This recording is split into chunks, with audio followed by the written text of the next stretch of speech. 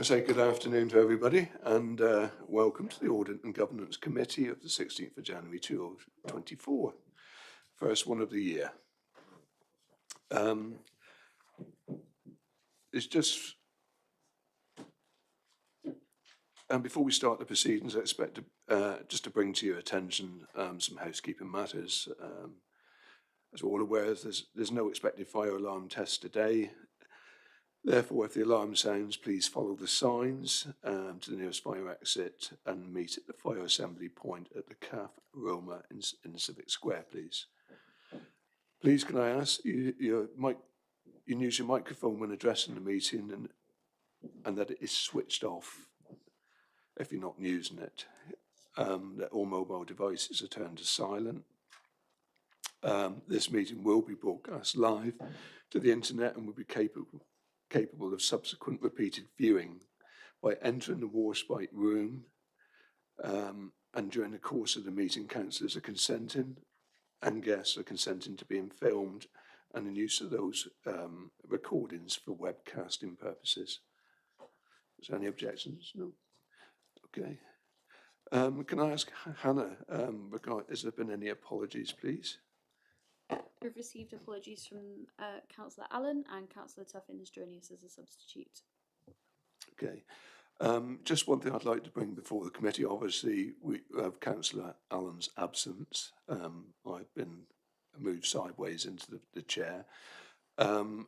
Is everybody happy that Bill becomes my vice chair for this meeting? Is there any objections to doing so? No. So that's carried. Thank you, Bill, for your time.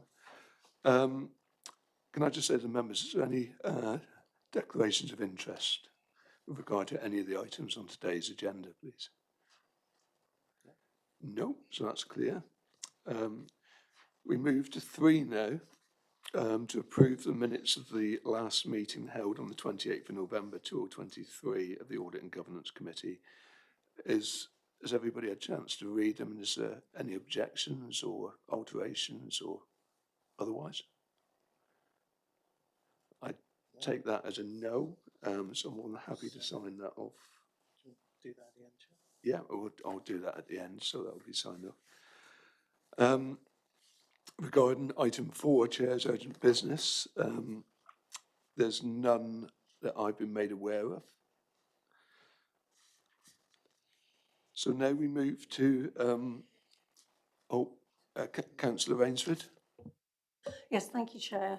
Last meeting we had, and this is me being still quite new to this, Chair's urgent business asked about the issue with DLUC, and 151 officer was reporting. Do we get regular updates on that through this mechanism, or should that be done somewhere else? Yeah, there is a report, a verbal report being given to the committee today under item 6. Under item 6. So if there's any questions, Councillor Rainsford, you'd like to ask at that point, please do so. Is everybody happy with that?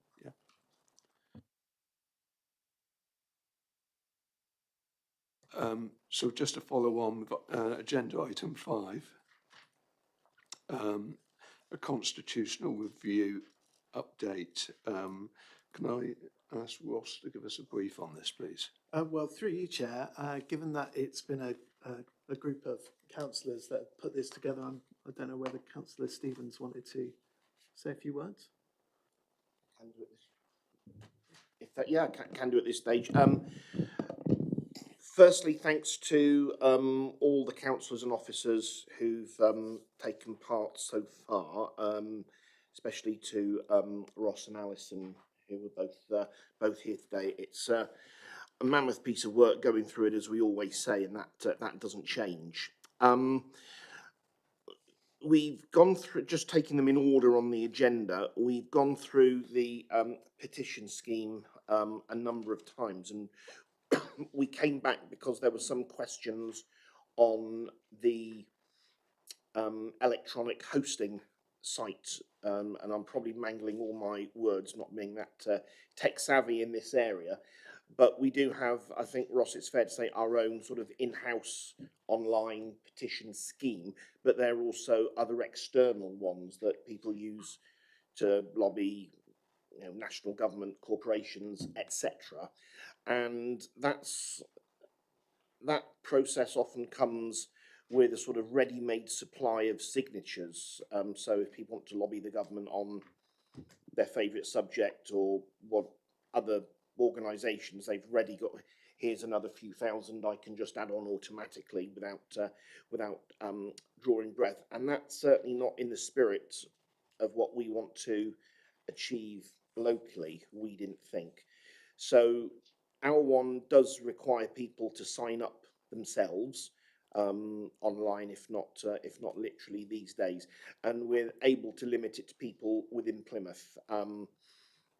Again, it goes against the spirit of what we're trying to do. We thought if we could have people from not just outside Plymouth, and I say just outside Plymouth advisedly, but from other parts of the country and indeed other countries, I think we want to keep the focus as to what happens in this city for the people who live, work and study here in this city, and keep them as the ones who can petition their elected representatives. So I think that's good to go.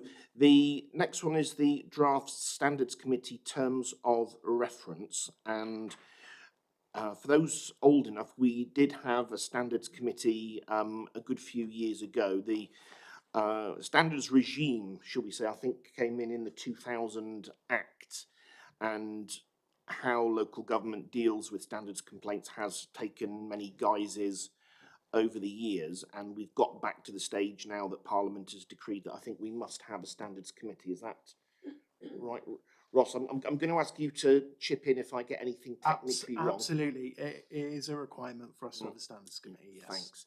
So the standards committee that we're looking at will have as its only function the hearings arising from standards complaints, if indeed they get that far. So things like the code of conduct, etc., will still, I think, remain the purview of this committee to decide and then recommend to full council. The standards committee that we're proposing will only look at complaints that eventually reach it that Alison and her colleagues can't manage out, if that's the correct terminology, an appropriate terminology in terms of either deciding there's no case to answer, or if there might be something in it, to get things worked out sensibly and maturely behind the scenes. So that's that one. Part E is, I think that's the other committees. Is that right, Ross? Yeah, so we've gone through a number of committees in Part E, so they're other committees, so not executive, they're not scrutiny. So it's the committees that perform regulatory functions on behalf of council, so licensing, audit. And then there's some changes in respect of the local enterprise partnership and the Heart of the Southwest Joint Committee. Members will recall you agreed at the last council meeting to give notice to some of those bodies. So what we're suggesting that those come out at the appropriate time. We've gone through each of those committees just to tidy up the terms of reference, make sure that the quorum, etc., is clear. So that those are the main changes to Part E. There's no what you would say sort of substantive changes to the principles of any of the operational committees. Thanks. And then finally, the rules of debate, which we did have and continue to have discussions on. The one issue here, which I think might need a bit more examination, and perhaps we can introduce a bit of at least temporary flexibility today, is the submission of amendments to motions at full council meetings. I think by common consent there's a desire to have the full council meetings not run more efficiently, that would be an unfair statement, but at least to finish at a sensible hour. We start at 2 o'clock, and then sometimes we're going on past the date that's prescribed in the rules of debate by suspending the standing orders. I don't think that's a healthy thing to do on a regular basis. So we're looking at ways we can cut down the full council meetings running time without restricting any participants' democratic rights, and obviously that's mainly looking at councillors of all political parties. We do spend a lot of time adjourning ourselves to consider amendments, so we were wondering whether or not a cut-off point in advance would be in order to examine amendments when they're proposed. So the officers can have a look to see whether they're in order or not, and the rest of the council can consider them, what your response is going to be, what political engagement with those amendments is. I think that's still, in fairness, a work in progress. So, Ross, could we perhaps have a look at saying that's where we'd like to get to in some way, but still giving councillors the flexibility? We've obviously got until May when the next civic year comes in, so I think any sort of experimentation at the moment should be done on that basis alone. So perhaps you can give us some guidance there, maybe. Yeah, if that's okay, Chair. Just I apologise on that one, Ross. Yeah, through you, Chair. We at 2.4 of the new rules of debate, and I think we just need to make it clear that the rules of debate are broadly the same as they were before the last council meeting. What the group has sought to achieve, particularly following the last council meeting where we had an issue around a referral of motion, is just to tidy up and really provide some clarity on process. So in respect of amendments in advance, what's before you in the papers suggests that notice of amendments should be received one clear working day. I think, having had the discussion with Councillor Stevens, I think we want to clarify that initially we're looking for an expectation that notice of amendments should be received one clear working day in advance of the meeting to enable efficient management. That is an expectation rather than a rule, and is designed to allow some flexibility over the course of the weekend before the council meeting, should there be matters arise that that amendment might be required. The only other thing on the rules of debate is 9.1, which is motions which may be moved without notice. Move to suspend standing orders was on the originals, dropped off here, not by any choice, but by a drafting error. So that just needs to go, that does need to go back on. The only other thing I would highlight, Chair, with your permission, just through on the rules of debate. Obviously, at the last council meeting, we did have an issue where we were voting on a referral to committee. And then what followed was a long discussion about the process in which we should take such a motion. So the attempt has been to clear that up in this rules of debate and be very clear what a closure motion is and the expectations of their use and what the process is likely to be. So in reference to the referral to committee, I think I certainly received a lot of feedback from members at the last council meeting that if there is a motion to refer to committee that's seconded and approved, that should just happen and there should really be no further speeches because that's what the referral motion is essentially for. So we've just tried to clear those up a little bit. So these new, all of the documentation, the appendices in front of you have been circulated to members. I think there's been some discussion at group, certainly been some discussion with group leadership. I think we're broadly agreed to go forward. So I'll leave that there, Chair. Thank you. Yeah, Councillor Mahoney. Thank you, Chair. I mean, I think we need to be very careful here. We're not restricting debate. And the closure motions do actually restrict debate. and they can happen at any time and at any stage during a debate. So if we really want to shorten the council meetings, all it needs is somebody to pop up all the time and say we move, we move to the vote, and that's the end of it. So that isn't very democratic, and that can happen all the time. As regards amendments, I think you've either got to have a rule that they've got to be in 24 hours before or working day before or not. You can't say, the ideal is that they should be, in which case they'd be photocopied and ready for circulation, because that just won't happen unless it's a rule. People will still pop them up at the last minute or even during the debate, which is when, of course, we need to adjourn, because if you're doing an amendment off the cuff in the middle of a debate, lots of people don't quite understand what it's all about. So I think we've got to be very careful here. If we're going to bring a rule in about amendments, you've got to do it, and it's got to be a rule, not an ideal. And as for closure motions, I think this has happened on both sides of the chamber, that one side or the other has been aggrieved because something has been shut down, perhaps prematurely.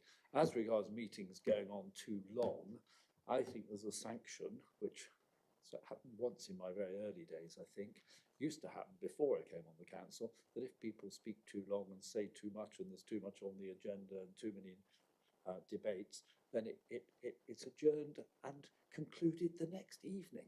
And I think that would concentrate a few minds if that actually happened. I'm in favour of that. So I think there are all sorts of areas here about limiting debate in a democracy, and we need to think very carefully about several of these before we go down one particular route. That's my view. Thank you, through you, Chair. Just in reference to the closure motions, I think we need to be clear that those already exist. They are not explicitly labelled as a closure motion. But given where we were at the last council meeting, we thought that actually that would be a useful thing to do, so members can be very clear about the process that they need to undertake. I don't think that at the group we've had any discussion about further restricting, certainly had no discussion about further restricting debate. I think what we've tried to do is be very explicit about the process. So essentially there is no change apart from the fact that a referral to committee is now clearly identified as a closure motion, and that we're clear about the process in respect of how that motion is to be dealt with. Yeah, can I bring in Bill, please? Thanks. Yeah. The trouble is that once you start to examine the length of a meeting and then try to truncate it in some way, you're always going to cut something out. That's just basic facts. And John raises some very fair points there. What frustrates me is the number of adjournments we have at full council meetings to examine amendments. And as John was pointing out with the closure motions, this isn't a party issue. It happens in all directions. So this isn't directed at one party or excluding one party at all. I think we do need to bite the bullet here, but we do have a little bit of time, because I think whatever we decide with these conversations, Ross, I think will go forward to the full council. So it might well be that we just go back to our groups to get this sorted once and for all. This is a specific issue. This isn't a sort of generalisation. This is, should amendments have any cut-off point or not? And if we're saying yes, and people don't like the maybe element to it, what should that be? So it might be that we use the time between now and the council meeting just to sort that out once and for all. We can certainly, if not have meetings of the working group, which I think works extremely well and is a really good forum, we can at least have conversations based around that, so we know what we're talking about going in there and have that decided there and then. But I think we all know the principles of what we're discussing in either direction. Yeah, Councillor Mahoney. Just come back on that. I mean, I agree largely with what Bill has said. I think the whole issue about closure motions is whether it is appropriate at all to shut down a debate which might have only just started. I mean, normally we've had bit of a debate before it gets shut down, but people have been aggrieved. I don't have a problem when it's being referred to another committee. I mean, we've got next week, I think we've got one of those coming, haven't we, about the first stop shop. It's coming back to a committee, I think, because it actually allows a further opportunity for the issue to be discussed. But I think closure motions generally are a bit debatable when you think we're a democratic society. I mean, that's my view. But others may have different views. No, I think Councillor Mahoney, I fully accept your view. I fully accept your view. I think there was a lot of confusion, if I remember right, the last council meeting, how we brought one issue to a close because it had been sent to committee. Is that the closure point or not? So I think taking on board all the recommendations here, Councillor Stevens took the words right out of my mouth, really. I think what you could take from this is to take it back to the groups, fully discuss the points and where you want to go. Is there an alternative wording that would make everybody happy rather than the wording that currently exists? But to go and review it in the groups and then bring it back as, you know, again, using due process and the democracy we aspire to. So when it comes before full council, that everybody's aware and maybe any points of contention can be reconciled so that when it comes before council, it can be agreed without too much debate thereafter. Councillor Stevens. Yeah, the other point, of course, about amendments is, which I think I touched on, but perhaps didn't go into a great deal of detail on, is that they have to be in order, and that then puts the spotlight on Ross and Alison and their colleagues. And there's a balance there between having the flexibility that we need in meetings, but also giving them the ample opportunity to go through amendments, make sure they are in order. Because it could be that someone puts a suggestion forward to amend a motion that just needs a little bit of tweaking for it to pass the test of our officers. But it might also be that it needs a lot more work.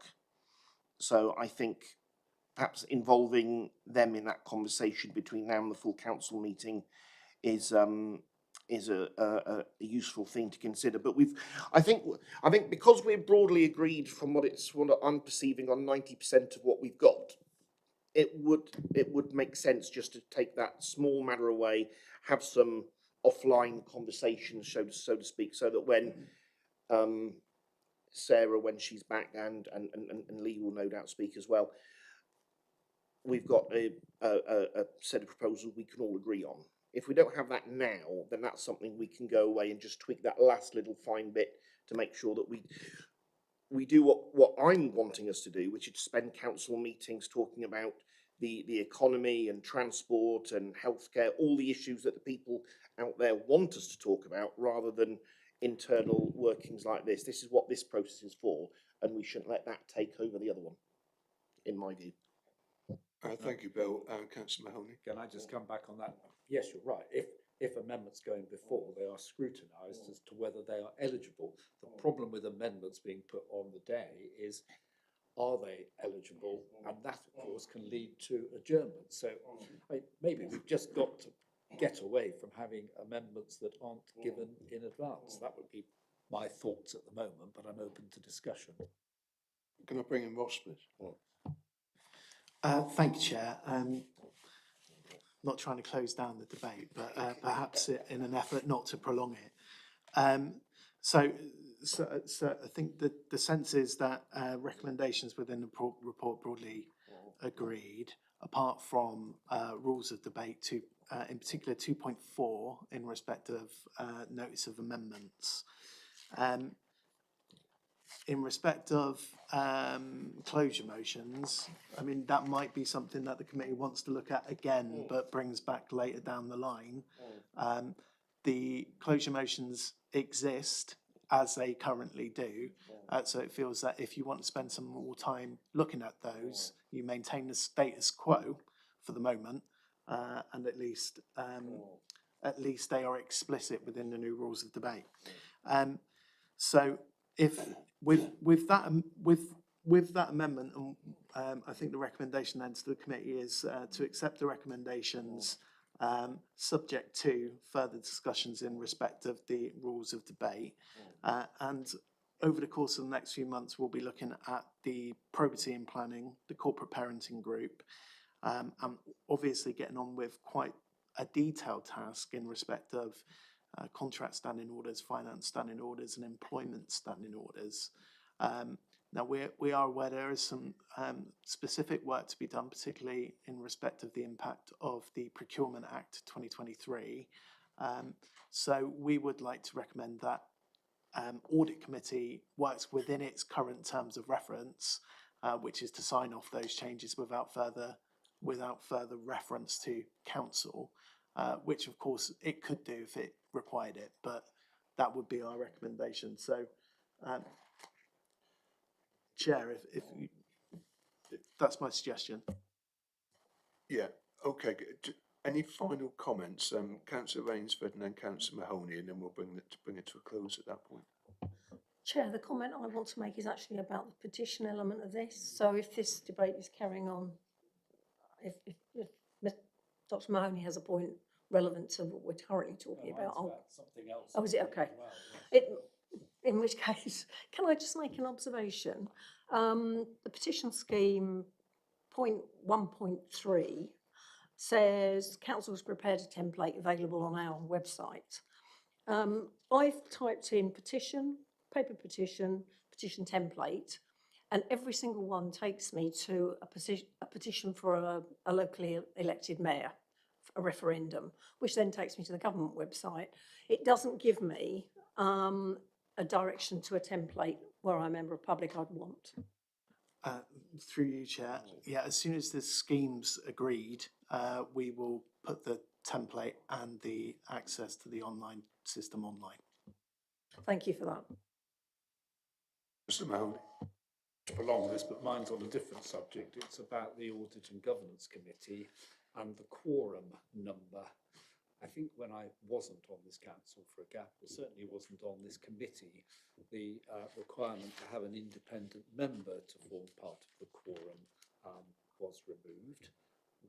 When I discovered that, I don't think I was that impressed personally. I see now the quorum number is going to be 3. Well, actually, we are the Audit and Governance Committee. We're here to audit and make sure things are being run properly on the council. And I don't think 3 is sufficient unless we put in that they're not all of the same political party, or at least one of those people has to be a member of the main opposition party. I think we're going down a slightly tricky path here, or slightly sliding slope, if we actually approve 3, because we've already removed the requirement of there to be an independent member. Yeah, Councillor Mahoney, we certainly take that on board, and I think 4 is a reasonable figure. Can we take that as a recommendation forward, please? The audit and governance, the core level will be 4 individuals as opposed to 3 or 5 at 4. Is everybody happy with that? Through you, Chair. I think that's perfectly reasonable. Whilst the independent member is not required for a quorum, is the intention that the independent member can make up part of that quorum on the day, should that be required? Yes, that's wonderful. So in that case, Chair, I think that's a reasonable. I don't see any. Is there any objections? Any objections? So we can take that forward. Councillor Rainsford, I think with regard to your thing on petitions as well, we were aware of petitions that were signed outside, by people outside of the city that had huge ramifications with regard to the argument. So I think from the petition side to actually narrow that down, so it actually identifies just the people of Plymouth. So in subsequent petitions going forward, we know it is the will of the people and not being influenced unduly by others. So I take on board that. Thank you, Chair. Yeah, if you could just summarise now, please. Thank you, Chair. So the recommendations in your report are to recommend to Council the changes in front of you today. I think that then is, if members are agreed, that's what we'll move forward with, subject to a further discussion on two elements of the rules of debate and the amendment to the audit committee quorum to 4. And can I just check on the standing orders recommendation, so that the standing orders are agreed here at Audit and Governance Committee rather than at Council? Those are Part H of the Constitution, which is contract standing orders, finance standing orders, and employment standing orders. Now, it is currently within your terms of reference to sign those off, and of course, you can always refer back to Council should you feel the need to. But just for some clarity for officers, so we know what we're aiming at, we'd like to aim at audit and governance, if that's okay, Chair. Is there any comments with regard to what Ross has just said? Is everybody happy to carry that forward? Wonderful. Okay, it's carried. Okay, if I can move on to item number 6, please. It's a 2019-20 audit update, which is a verbal update. Can I bring in Carolyn, Interim Head of Finance, who will provide that update, please?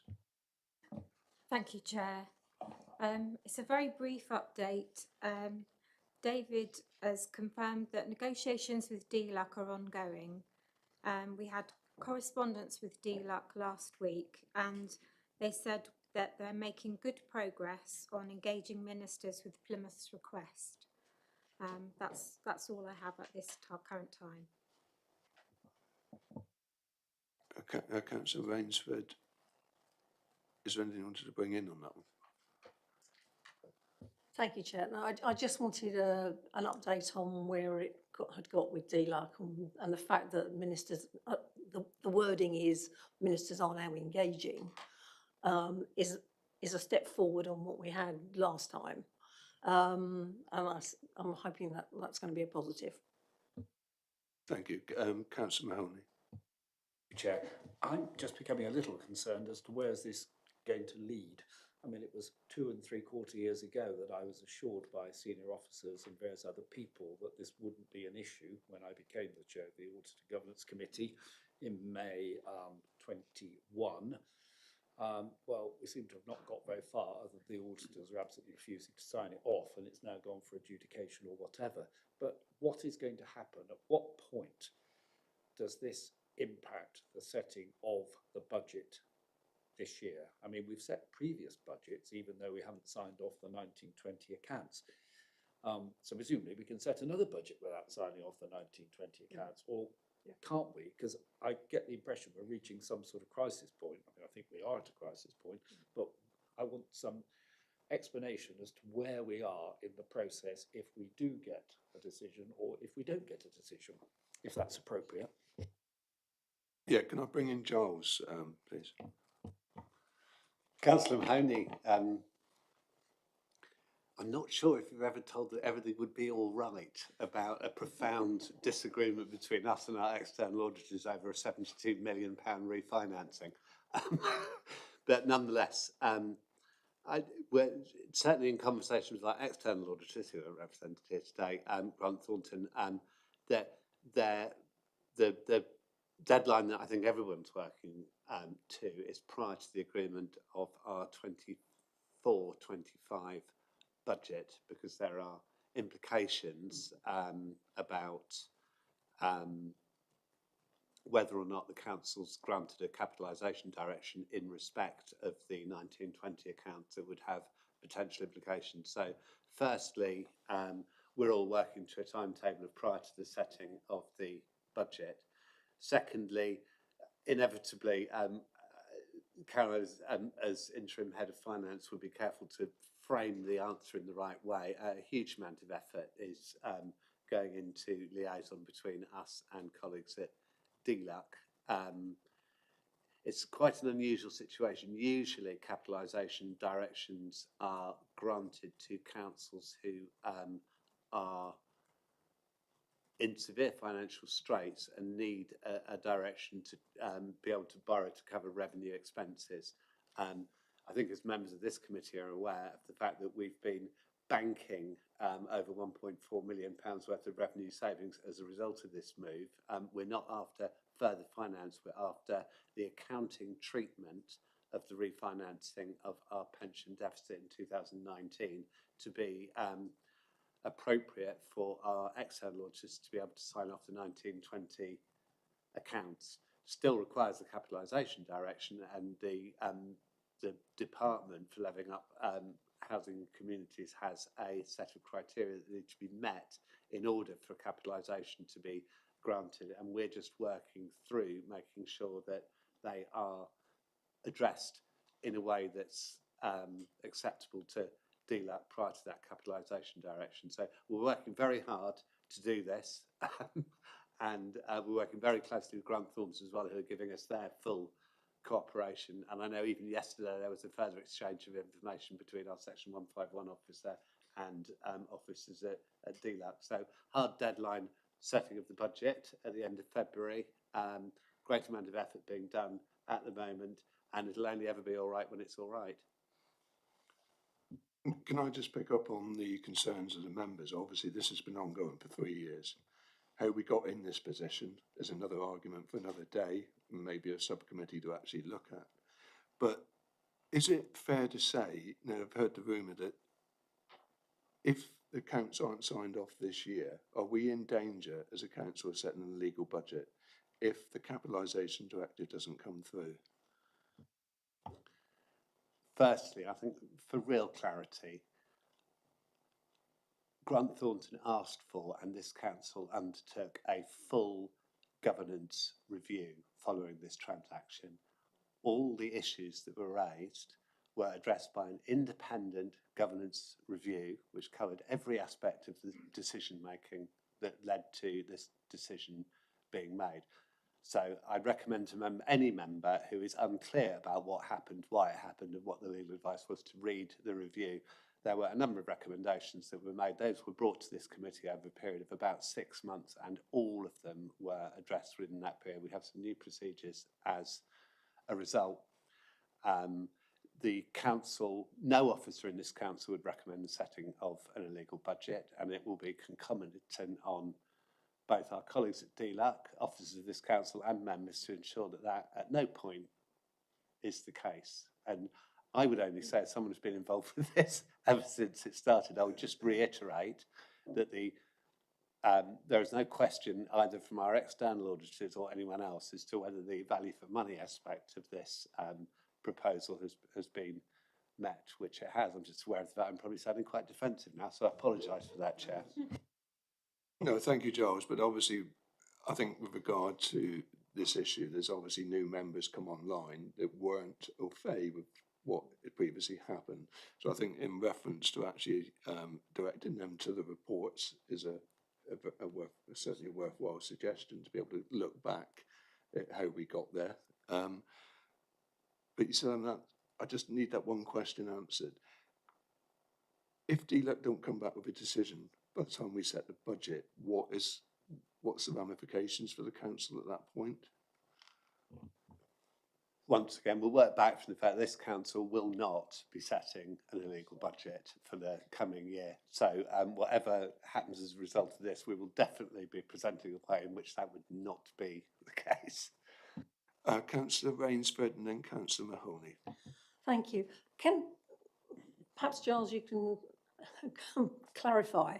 It was my understanding that DLUC had actually set themselves a target, and ministers a target, of signing off or sorting the whole range of councils who are currently in some difficulty. I know we're not in that same position, but we do have an issue with capitalisation. Can you confirm that actually is the case? Because it was my understanding that they're putting pressure on their own ministers to sort this. And the second thing is the civil service speak of engaging with ministers, which we haven't heard before, is, I know from previous experience, is actually a step forward on where we were before, if we haven't had that language before. That does mean that ministers are getting stuff in their red box about Plymouth.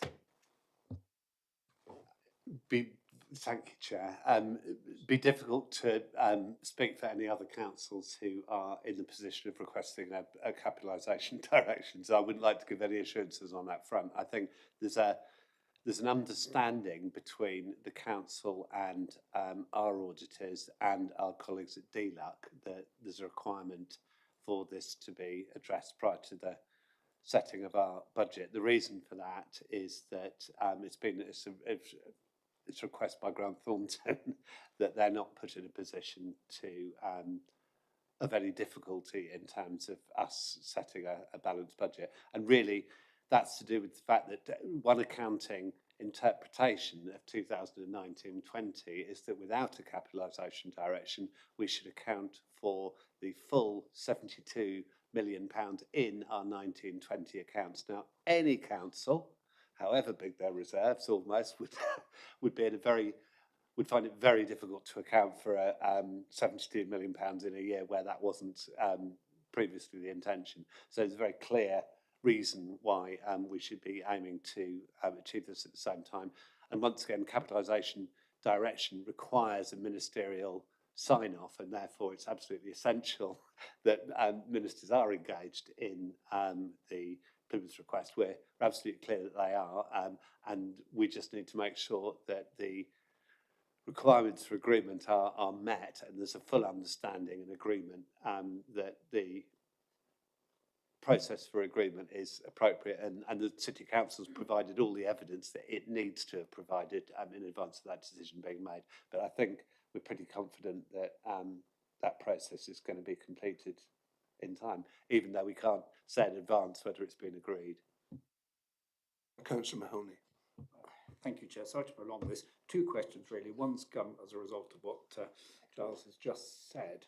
Of course, the 75 million wasn't going to be paid off all in 1 year anyway. I mean, that's what the council chose to do.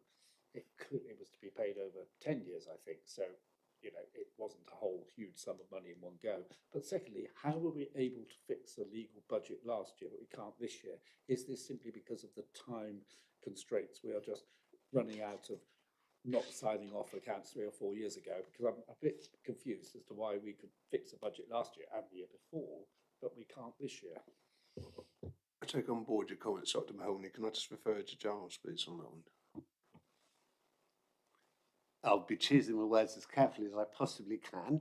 I think members will be aware of the fact that the council's view and its legal advice about the process that it went through in 2019 was at odds with the legal advice and the view of our auditors.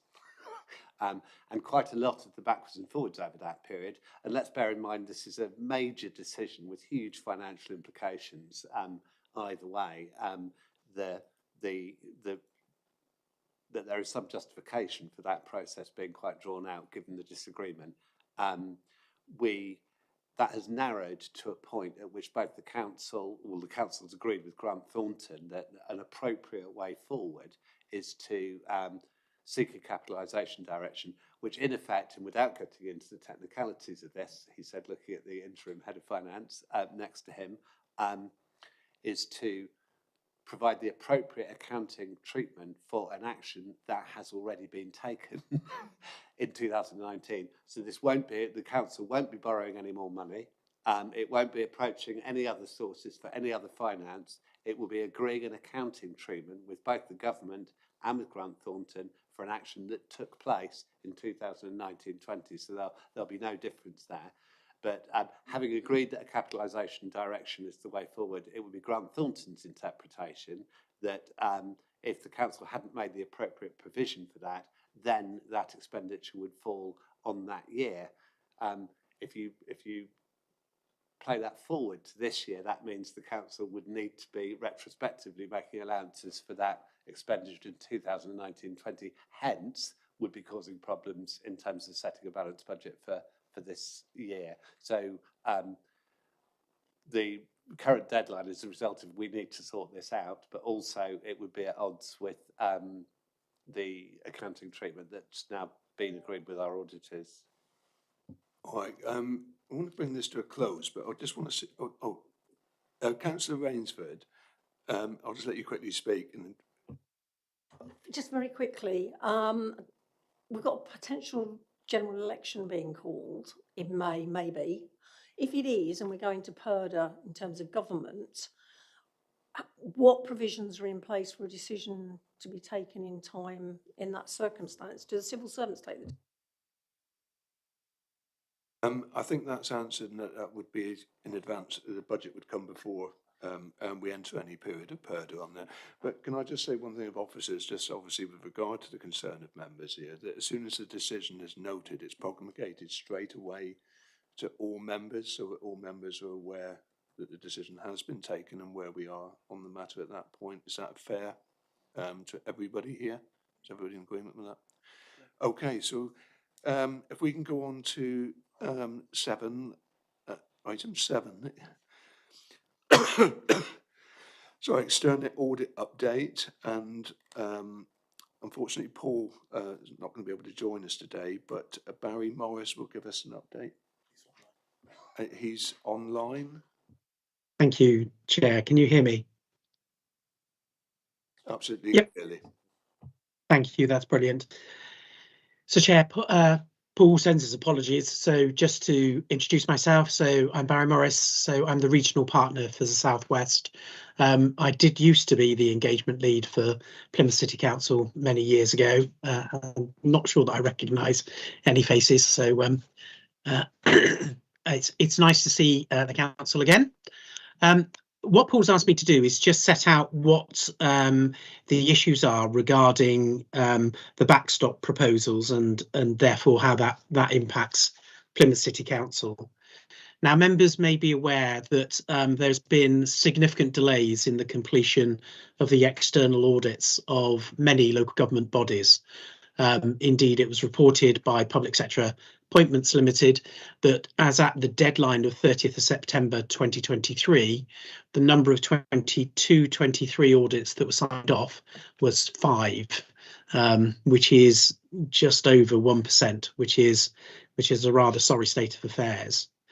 So what the government has done with the regulators being the FRC and with the NAO, SIPFA and all stakeholders, including ourselves as external auditors, is considered what arrangements need to be in place so that we can get the timely delivery of audit back on track. Now, the proposal that is being considered is that audits that have not been completed up to 2022-23, there will be a backstop date. And what that effectively means is that the audits will be stopped at that date and a disclaimer opinion will be given. Now that date is currently is just about to be consulted on. There's been a couple of dates that have been mooted, but the current date is the 30th of September. Now what that effectively means then is that any audit or any audit year that has not been completed by the 30th of September will therefore receive an automatic disclaimer opinion. Regulators, the NAO and the government are working out what you then do with those audits that haven't been completed to make sure that that disclaimer opinion won't roll forward forevermore. So if you haven't had your opening balances audited, then it's very difficult for an auditor to give a clean opinion for the following year without undertaking quite a lot of work on the opening balances and the prior year transactions. Now, there's no answer to that yet. And the regulators, like I say, to make sure that we do an ISA compliant audit is looking at what arrangements need to be put in place. And there are a number of options. You've just been talking about capitalisation direction. So that's an example where the government will step in. So there are opportunities for the government to perhaps put in place a statutory override, as we've seen before with infrastructure assets and all that sort of thing. So that's where we are. We just wanted to give you an update that this is a very live discussion. We're fully behind the government, and we've provided a number of proposals to try and minimise the number of audits that actually have to go forward to the backstop. But something radical needs to happen to make sure that we get audit delivery back on track. Maybe a bit of a complicated concept to get your your heads around, members, but Chair, happy to take any questions. Is there any questions from the floor? For Barry, please. No. Barry, we'd like to just thank you for your update and all the hard work that you've currently engaged in to try and clear the backstops. And we look forward to further updates as and when they occur. Thank you very much for your time. Thank you. Okay, that's brilliant. Thank you very much, Chair. Thank you, members. Thank you. That therefore concludes item 7. If we could move on to item 8, the electoral cycle, and can I ask Giles to give us or introduce this report, please? Thank you, Chair. And hopefully members will be aware of the fact this is in the supplement pack.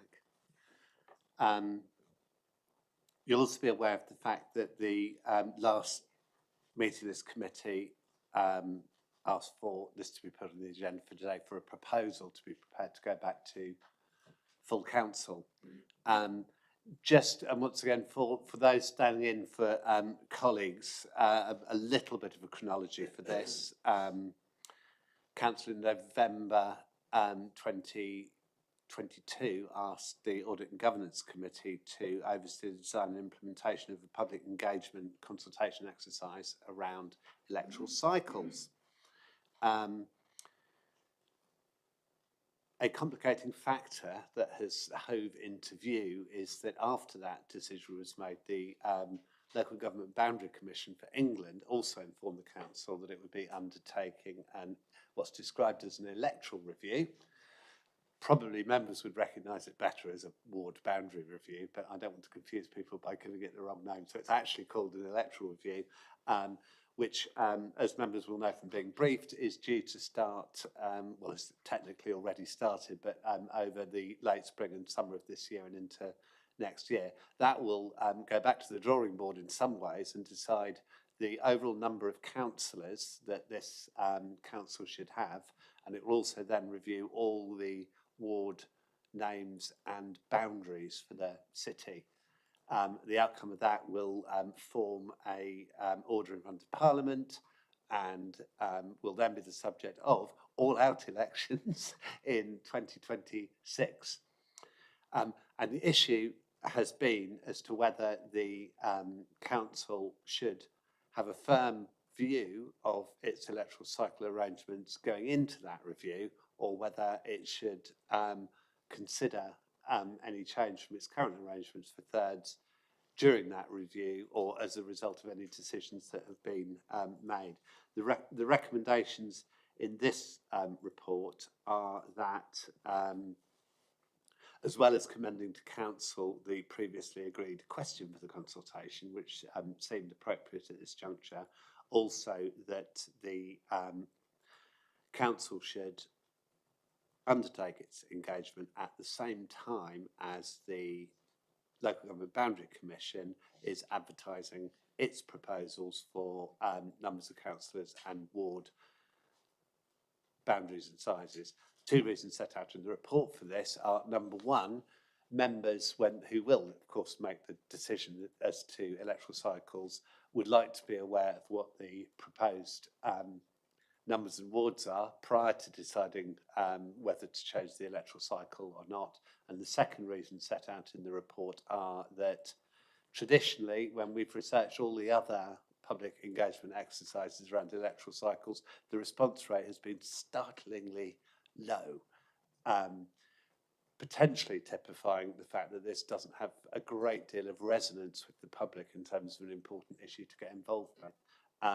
And the reason set out in the report as to why this timing might be appropriate is that there will be a much higher degree of profile for the issue as a result of the Local Government Boundary Commission advertising its proposals for our councillor numbers and ward boundaries and sizes.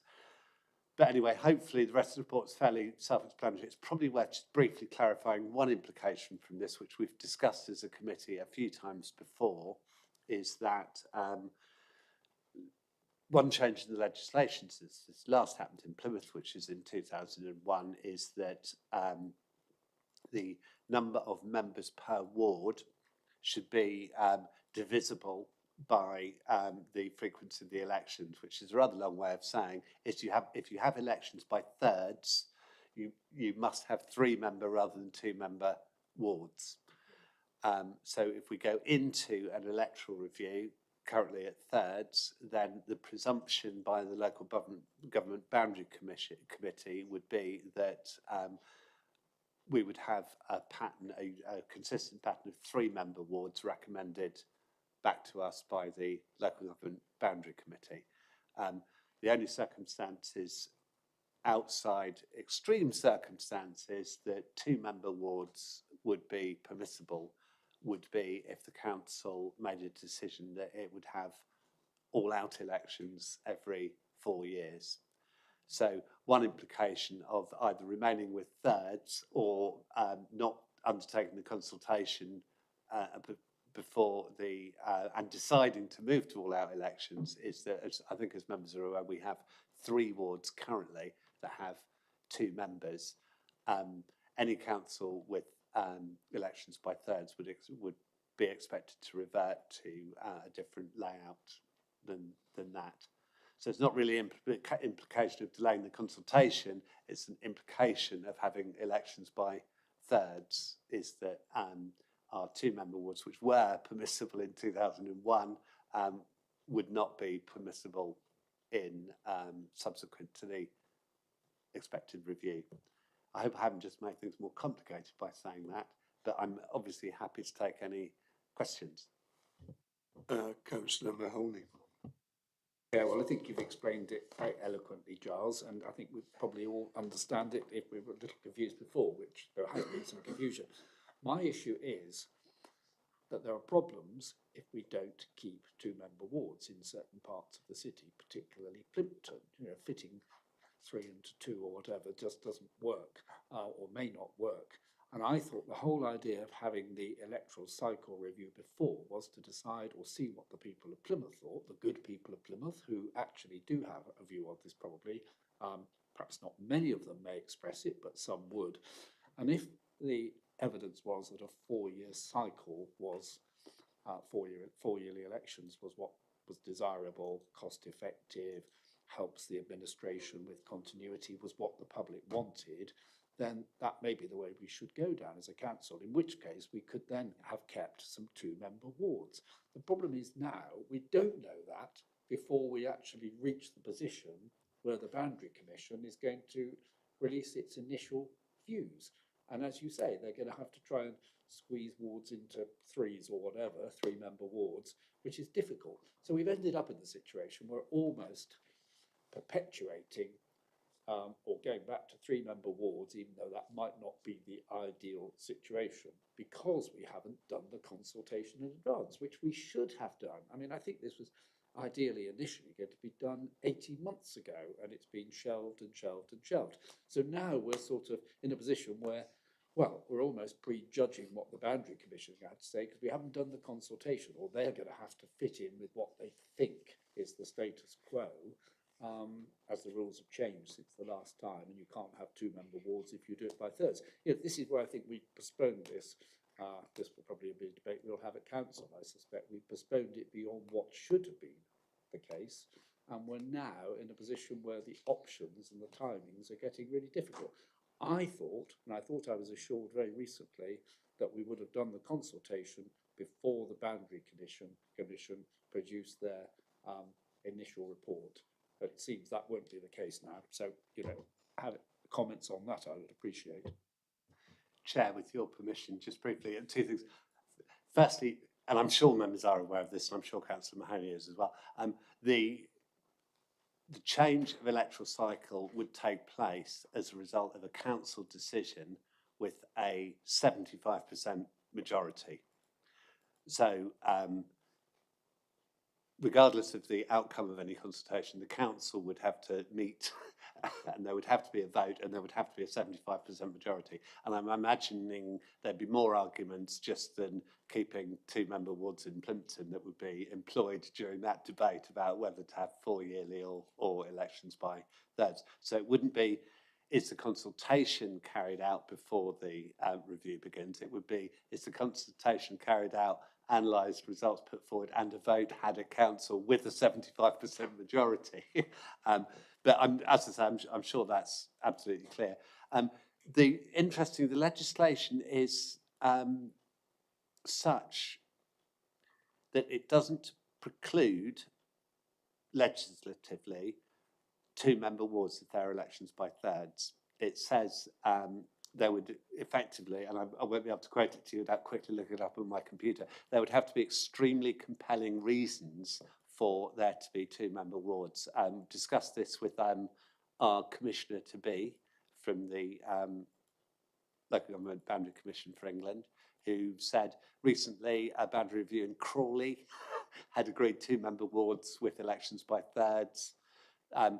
The reckoning behind it was that Crawley as a new town had actually been constructed around a neighbourhood model, which had very clearly set out neighbourhoods. The only way that could be achieved as a result of the boundary review was to have 2-member wards, Crawley elect by thirds. It was agreed. So those are not ruled out. If there are, as Councillor Mahoney sets out, compelling reasons why communities in Plimpton need to have 2-member wards, then those are arguments that should be set out during the electoral review, I think. And if they are compelling enough and the legislation does give scope for us to continue to have 2-member wards, but it would have to be more than a preference. It would have to be very much sort of community driven. Yeah, I think that's where the confusion's actually driven. At the moment, we have elections by thirds, and yet we have 2-member wards, and it hasn't been, let's say, problematic. I think the thing is, if you go to 3-member wards, if you look at some of the big wards like Buckland, Budshead, etc., Alison's ward as well, that you've got the 3 members are actually representing quite a large majority of the population. So I think that when one, say, looks at a 2-member ward, if you've only got, say, 15,000, let's say 10,000 constituents, and you've got 2 members, that's 5,000 each. There's got to be comparables with the amount of those eligible to vote and those that live in those wards to allow one adequate representation, but not at the same time under-representation. And I think the confusion is, obviously, when the vote goes out, I think the questions that have certainly been proposed that clearly unambiguous in any way, shape or form.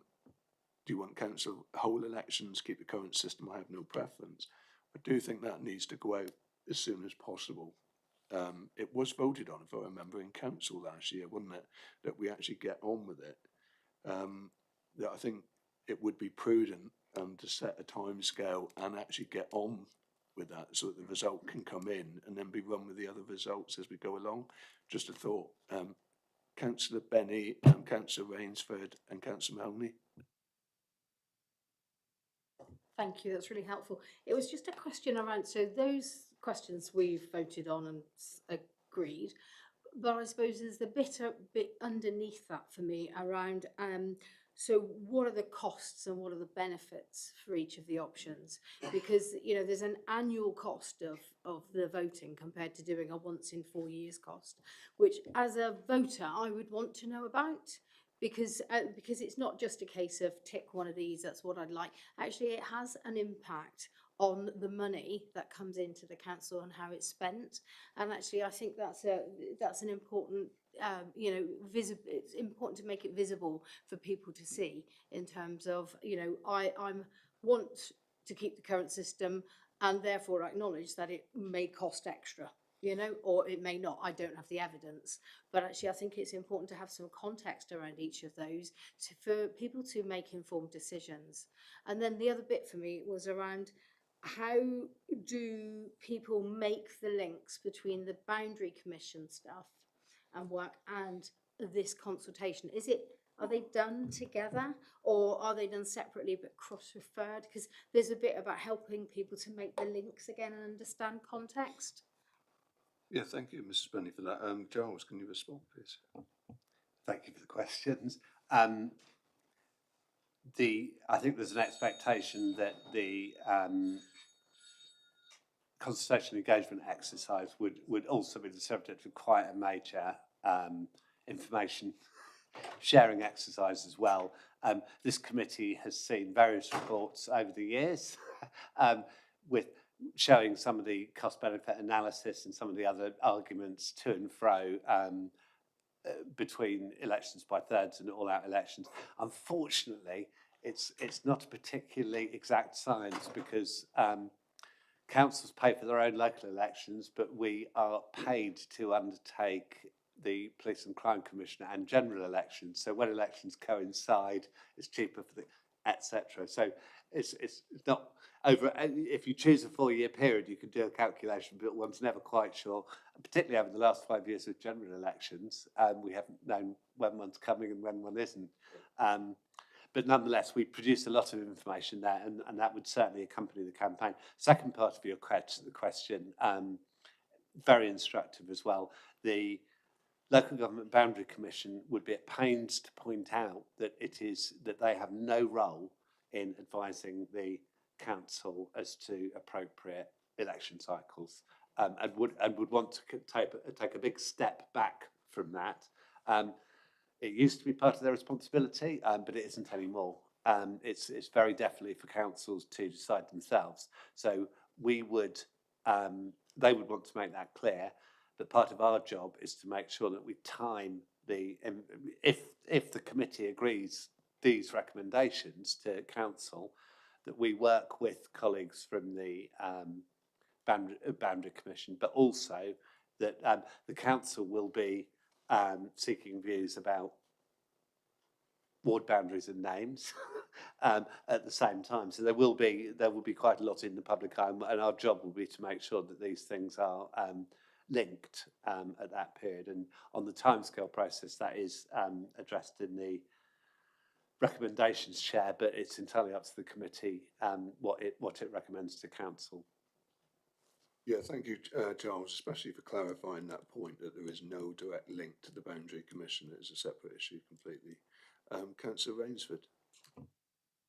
No, it's okay, Chair. The question's been answered. Okay, I'll go Councillor Mahoney because he was next one, and then Councillor Tuffin. Thank you, Chair. Mine's only a quick update to ask a question of Giles. Did Crawley go to all 2-member wards, or have they got a mix? Because I was under the slight understanding, I'm not sure it's correct, that actually we could do thirds, but if we had all 2-member wards, and I'm not quite sure that's a possible combination.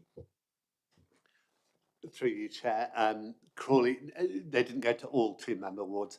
The thinking, and we'll all be aware of this, that with 2-member wards and thirds, there are some local elections where no candidate is up for election in a particular ward. And I'm very well aware of this because of my responsibilities in the elections team. We have to make it very clear to people in Plymouth or Drake that they don't have a candidate to elect that year. That was deemed, I think, in the change in legislation, not to be satisfactory, that there would be areas in the country, or less than satisfactory, there'd be some elections where citizens didn't have the opportunity to elect a candidate. Hence the direction, I call it, rather than a rule, that the number of councillors should match the frequency of elections.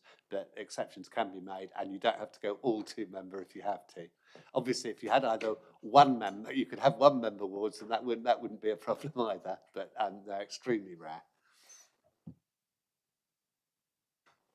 Councillor Tuffin.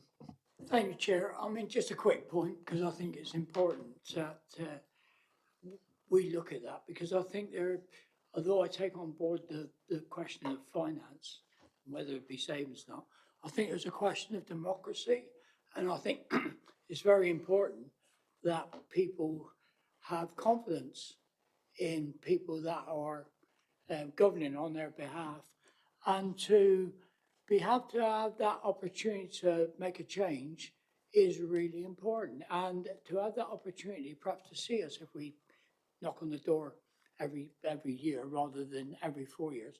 I think that's also very important. So I think there's an element which we must throw into this, which I believe is really important to the public, that they have those opportunities to question us and to make their views known. So I think that's an element I would like to be considered when we're talking about 3 years or 4 years. Thank you, Chair.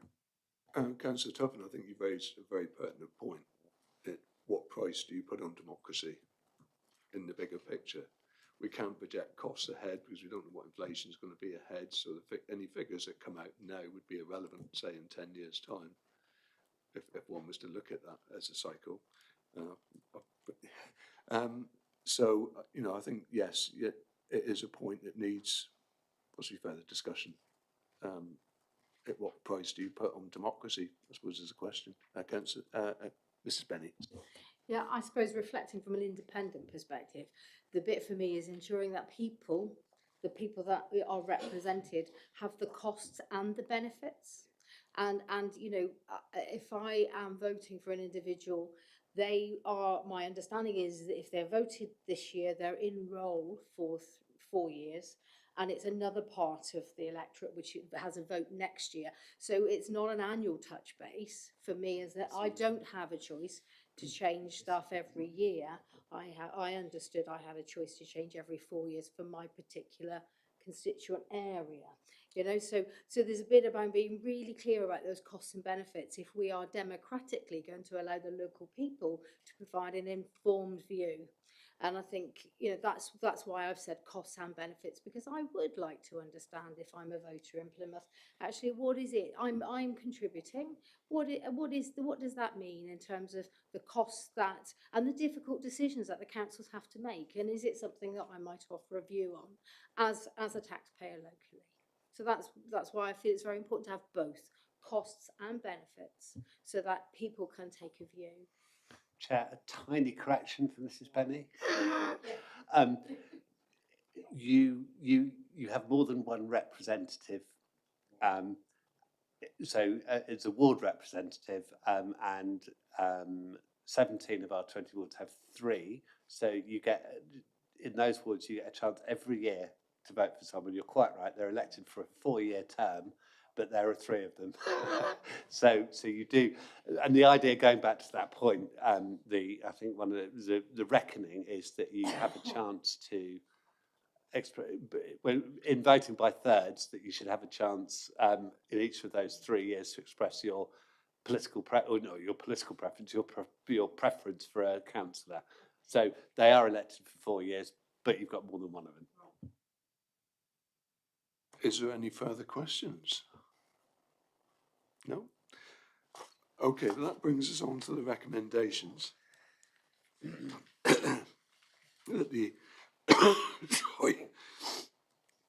Audit and Governance Committee recommends to full council, 1, that a consultation exercise in the council's electoral cycle is undertaken to run concurrently with the Local Government Boundary Commission for England proposals for revised ward names, numbers and boundaries between July and September 2024, and resolves 2, confirms the consultation questions agreed by the Audit and Governance Committee of the 20th of March 2023. Can I have a vote, please? Those in favour?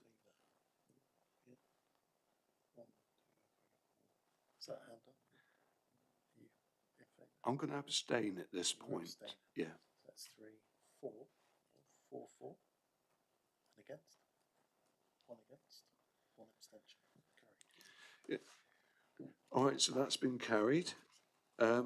We move on to item 9, the work programme. And further considerations for the work programme.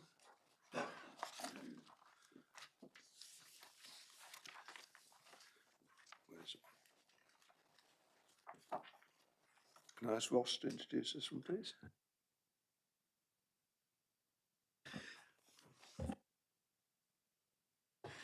Sorry, Chair. So To Hannah. Thank you, Chair. So just to look at the work programme, obviously a couple of items on recommendation from one from Ross and one from Paul at Grant Thornton have been moved onto the agenda for March, which is why this meeting was a little bit shorter. But yeah, just to review it and make sure you're happy with what's on there, especially we've got one meeting left of this year.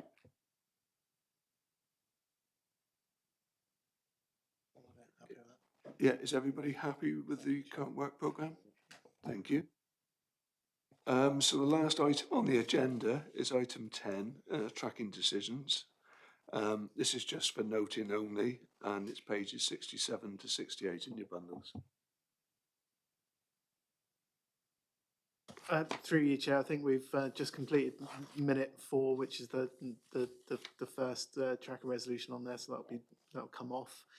And minute 27 is being covered and complete. And on minute 42, just actually spoke to Mrs. Benny just before the meeting. We've got some issues on the licensing for our SharePoint page for risk management, but that will be resolved very soon, and we'll inform you as soon as it's done.